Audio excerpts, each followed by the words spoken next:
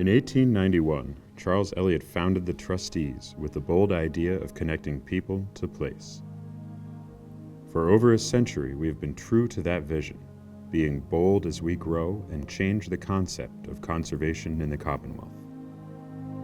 That vision has shaped the evolution of our ideas as well. We have been bold in our acquisitions and investments, in defining what is historic and beautiful, what conservation means, and how to improve the quality of life for the people of Massachusetts. For over 100 years, the leaders of this organization have been bold in their thinking and willing to take a chance when it counts. When we had Castle Hill given to us, we had the feeling that a very handsome baby had been left on our doorstep, with nothing but swaddling clothes and no chest of gold and no garments to go with it. And when the furniture and fixtures were sold out of the house at Castle Hill, even the swaddling clothes disappeared from the baby. There were discussions between the Crane family and the trustees regarding the destruction of the great house. There was even a stipulation in the agreement between the Cranes and the trustees that they will make no claim that there is any obligation to maintain or preserve the buildings if it is found unwise or uneconomical to continue to maintain them. Mr. Channing suggested that a museum could be created in the house, but Cornelius Crane noted, "We simply do not feel that the creation of a museum to house 18th century furniture is at all practical." It was determined to keep the great house and to instead imagine many uses, from concerts to special events and house tours, in order to animate and illustrate the story of the Cranes and their country estate. This National Historic Landmark has welcomed thousands of visitors annually since it opened to the public. Furnished with period antiques, the 59-room Stuart-style mansion is brought to life with innovative and exciting programming.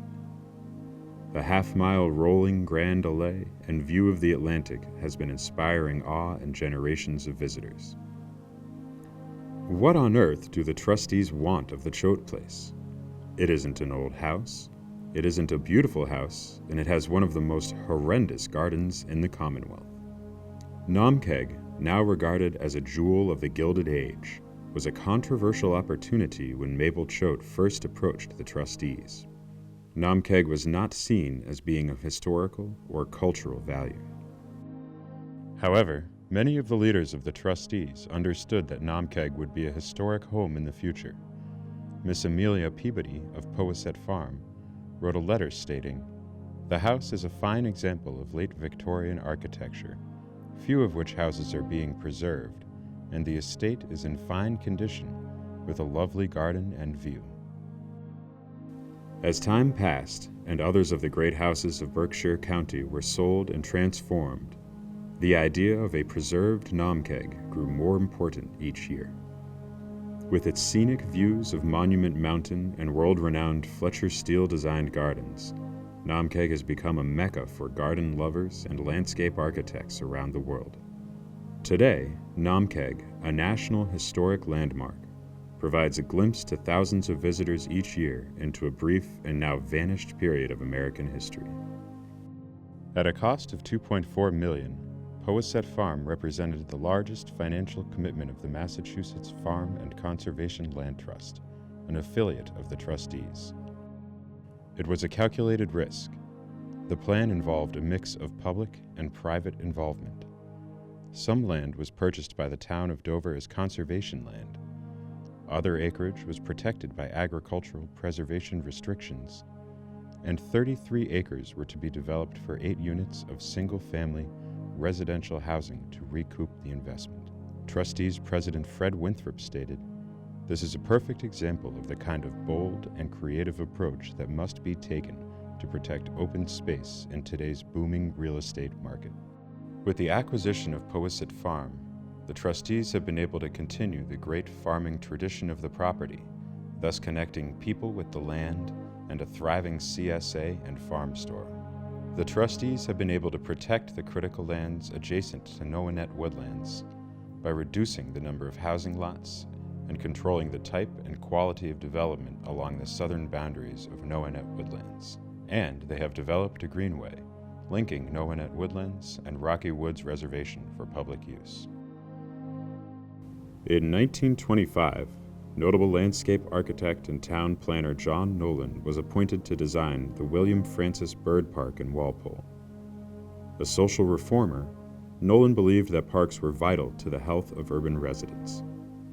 He stressed that the park should be a sequestered breathing place in the heart of East Walpole, a combination of broad, sun-swept meadowlands, speckled, shadowed glades, higher tree-screened knolls for the lover of shade, the whole set to the music of a babbling stream.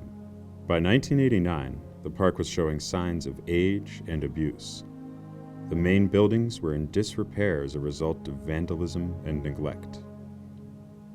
The 1989 management plan developed by the park trustees noted that, though the park is magnificent in many ways, its role and identity in the community have been obscured.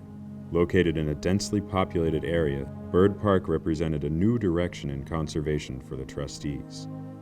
Since the trustees took control of Bird Park, the grounds have undergone a remarkable transformation. It is now a vibrant gathering place and beloved by the community. The 89-acre park is enlivened with events, concerts, and provides many recreational amenities, as well as a vast green space. Many of our endeavors, which were once considered questionable, are now celebrated, visited, and enjoyed by many. They enliven the trustees' mission and Charles Eliot's vision of connecting people to place. The bold steps we take today will continue to inspire the generations of tomorrow.